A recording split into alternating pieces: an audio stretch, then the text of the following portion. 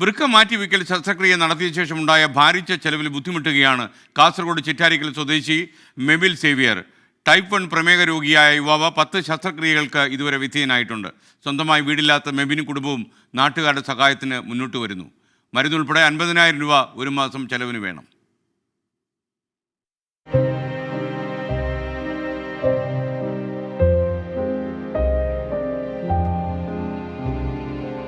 കഴിഞ്ഞ 18 വർഷമായി ടൈപ്പ് 1 പ്രമേഹ രോഗിയാണ് മെബിൻ. ഇൻസുലിൻ ഉൾപ്പെടെയുള്ള മരുന്നുകളുടെ സഹായത്തോടെയാണ് മുന്നോട്ട് പോയിരുന്നത്. അതിനിടെ അസുഖം 2 വൃക്കകളെയും ബാധിച്ചു. ഡയാലിസിസ് ചെയ്തുകൊണ്ടിരിക്കുന്ന സമയത്ത് പെട്ടെന്ന് പ്രഷർ കുറഞ്ഞു പോവുക, ഒരു തവണ സ്ട്രോക്ക് വന്നായിരുന്നു. പിന്നെ പ്രഷർ എപ്പോഴും തന്നെ കുറഞ്ഞു പോയിക്കൊണ്ടിരുന്നു.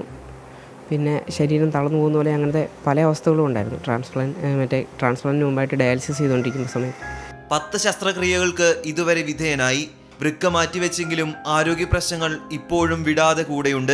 കണ്ണിൻ്റെ സർജറി ഇപ്പോൾ കഴിഞ്ഞ ദിവസം കഴിഞ്ഞതേ ഉള്ളൂ. ഇപ്പം ശരീരത്തിൽ ബ്ലഡ് കൂടുന്നുണ്ട്. ബ്ലഡ് കൂടിയിട്ട് ഇപ്പോൾ 6 തവണ എടുത്തു കളഞ്ഞു ബ്ലഡ് കൂടിയിട്ട്. പിന്നെ ഇപ്പം വെയിറ്റ് ചെറുതായിട്ട് കുറയുന്നുണ്ട് ഡയാലിസിസ് കഴിഞ്ഞിട്ട്. കോഴിക്കോട്ടെ സ്വകാര്യ ആശുപത്രിയിലാണ് ചികിത്സ. സ്വന്തമായി വീടില്ലാത്തതിനാൽ കോഴിക്കോട് വീട് വാടകയ്ക്കെടുത്താണ് കഴിയുന്നത്. ഇതുവരെ 20 ലക്ഷത്തോളം രൂപ ചിലവായി. നാട്ടുകാരുടെ സഹായത്തോടെയാണിപ്പോൾ മുന്നോട്ട് പോകുന്നത്.